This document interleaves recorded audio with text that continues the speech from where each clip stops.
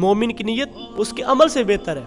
आप जानते हैं ग़ज़वा बदर का जब मार्का पेश आया तो ग़ज़वा बदर के अंदर मुजाहिदीन की तादाद कितनी है? 313। लेकिन आप सीरत और तारीख़ उठा के देखें, 313 लोग मैदान जंग के अंदर खड़े नहीं हुए, बल्कि मैदान जंग में 305 लोग हैं। बाकी जो 8 लोग हैं वो मैदान जंग में गए ही नहीं, लड़े ही नहीं हैं। लेकिन ये 8 लोग घर से नियत करके निकले थे, हमने भी मैदान जंग में जाना है, जिसमें हज़रत उस्मान गनी रज़ी अल्लाह ताला अन्हु भी थे। तो उनकी ज़ौजा मोहतरमा हज़रत रुक़ैया बीमार थी, तो हुज़ूर अलैहिस्सलाम ने फरमाया कि तुम अपनी ज़ौजा के पास चले जाओ और उनकी खिदमत करो।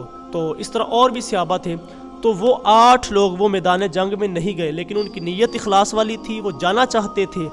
तो अल्लाह तबारक व तआला ने उनको भी उन मुजाहिदीन के बराबर सवाब अता फरमाया। बल्कि जब माल गनीमत तकसीम हुआ तो उन मुजाहिदीन को भी बराबर का हिस्सा मिला।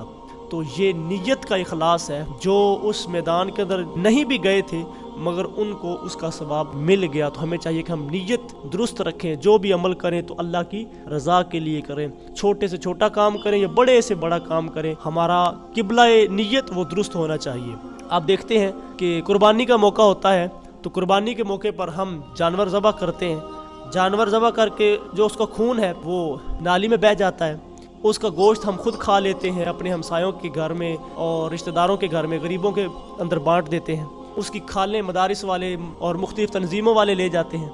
अल्लाह ताला को क्या पहुंचा? फरमाया अल्लाह को तुम्हारे दिल का वो तकवा पहुंचता है, तुम्हारे दिल का वो इखलास पहुंचता है कि तुमने किस लिए कुर्बानी की थी, तुम्हारी नीयत क्या थी, तुमने कुर्बानी किस लिए की थी। वो दिल की नीयत वो अल्लाह की बारगाह में पहुंचती है। तो इसलिए नीयत का किबला हमेशा दुरुस्त रखना चाहिए।